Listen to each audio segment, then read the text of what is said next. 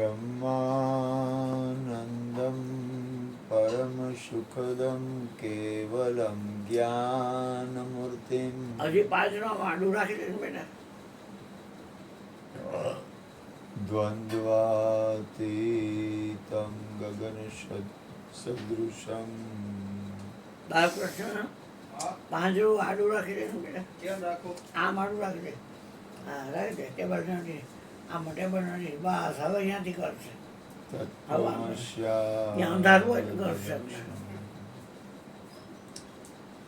एकं नित्यं विमलमचलं सर्वදී साक्षिभूतं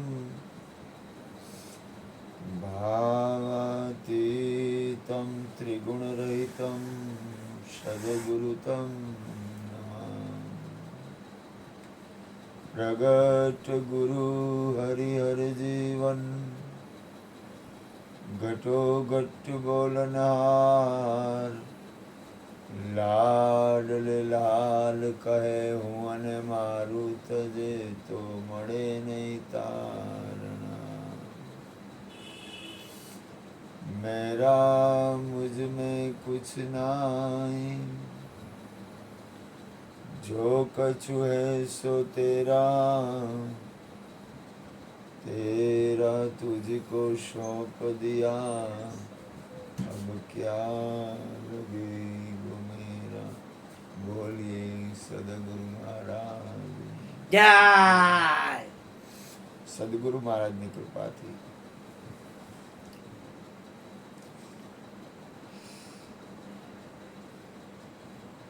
દાખલા તરીકે આપણે શરીરથી કાંઈ ન કરી શકીએ તો ગુરુની કૃપા હોય તો આખા વિશ્વમાં એક પરમ તત્વ પરમાત્મા છે, સદગુરુ પદ છે, અધિક છે.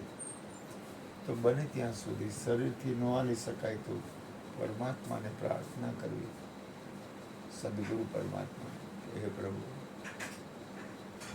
દરેકનું મંગળ થાય,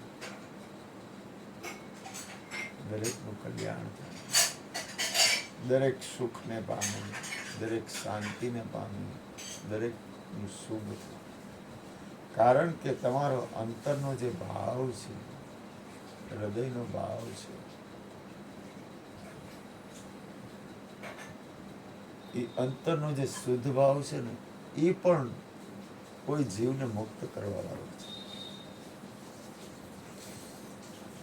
કારણ કે આખા બ્રહ્માંડમાં એક પરમાત્મા સિવાય ખરેખર તો કાંઈ નથી. રચના પરમાત્માની છે, આખી રચના સદગુરુ પરમ તત્વ પરમાત્માની છે. આખી રચના, આખું વિશ્વ, એનું આખું વિશ્વ એકમાંથી પ્રગટ થયું છે, એકમાં રહે છે ને એકમાં સમાઈ જાય છે. પરિણામ પણ માણસ એવા કર્મ કરે છે, કર્મમાં સ્વતંત્ર છે, એટલે કોઈનો કાંઈ વાંક કાઢવા જેવો નથી. પણ છે આપણે આજે જ મારે વાત થઈ કે સદગુરુ મહારાજની આપણા ઉપર કૃપા છે, સત્પુરુષોની આપણા ઉપર કૃપા છે, મહાપુરુષોની, સાધુ સંતોની. તો આપણે આજે કંઈક સારી વાત કંઈક કરી શકીએ છીએ. પણ આપણે કોઈ એવા જગ્યાએ જન્મ લીધો હોત કે જે વિકૃત હોત તો આપણે એને આચરણ એ પ્રમાણે આપણે કરતા હોત તો ભગવાન આપણા ઉપર, સદગુરુ પરમાત્માની આપણા ઉપર કૃપા છે તો આપણને થોડાક સારા વિચાર આચા ખોટા આવે છે. તો આપણે સદગુરુ પરમાત્માને હૃદયથી પ્રાર્થના કરી, હે પ્રભુ કોઈ પણ જીવ મુક્ત દશાને પામે, સત્પુરુષનું યોગ બળ અને વિશ્વનું કલ્યાણ થાય. કારણ કે કોઈ પણ સંત મહાપુરુષ વિશ્વનું કલ્યાણ ન ઈચ્છે એવું આવે નહીં. મહાપુરુષોની અંદર એવું ન હોય. આખા વિશ્વમાં એક છે, એની અંદર કરુણા હોય, એને કરુણા આવે. જ્યારે તમારી અંદર સદગુરુની સ્થિતિ આવે મહાપુરુષોના લક્ષણ આવે ત્યારે તમારી અંદર કરુણાની પ્રાપ્તિ થાય, તમને સત્ય તરફ ગતિ થાય, તમને આખા બ્રહ્માંડમાં પરમ તત્વ પરમાત્માથી પ્રેમ તત્વ પ્રાગટ્ય થાય.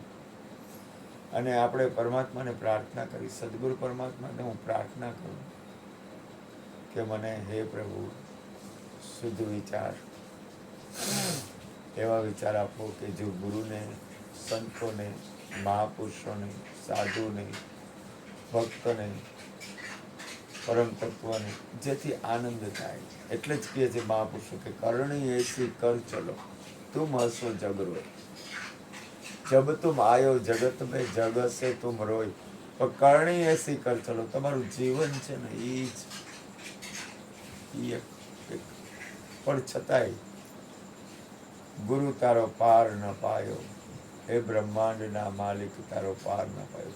પરમાત્મા અકળ છે, એને કરી શકવો થોડોક અઘરો છે. અને જે કરી ગયા હોય એ લોકોને આપણા કોટી કોટી વંદન છે. કારણ કે આ બ્રહ્માંડની અંદર એવડી બધી અજબ રચના છે. કળા તે અજબ રચી કીર્તાન, એનો પામી શકાય પણ એ પોતાના સ્વરૂપમાં, પોતાની અંદરની સ્થિતિમાં, પોતાની અંદર મુક્ત દશા. કારણ કે કોઈ પણ જીવ છે મુક્ત દશા ઈચ્છે છે. બંધન આ વિશ્વમાં કોઈને ફિટ નથી. દરેક વ્યક્તિ મુક્ત દશા ઈચ્છે છે, દરેક જીવ માત્ર સુખ ઈચ્છે છે. એટલે આપણે પરમાત્માને, સદગુરુ પરમ તત્વ પરમાત્માને હૃદયથી પ્રાર્થના કરી, હે પ્રભુ બ્રહ્માંડમાં દરેકનું કલ્યાણ, દરેકનું મંગલ, દરેકનું શુભ, દરેકને શાંતિ પ્રાપ્ત થાય. આ બ્રહ્માંડમાં શાંતિને પ્રાપ્ત થાય. અસતોમાં સદગમય, તમસોમાં જ્યોતિર્ગમય, મૃત્યુમાં અમૃતમ ગમય. એટલે હૃદયથી પ્રાર્થના કે હે પ્રભુ અમને નિરંતર સદવિચાર આપો. બોલીએ સદગુરુ મહારાજ.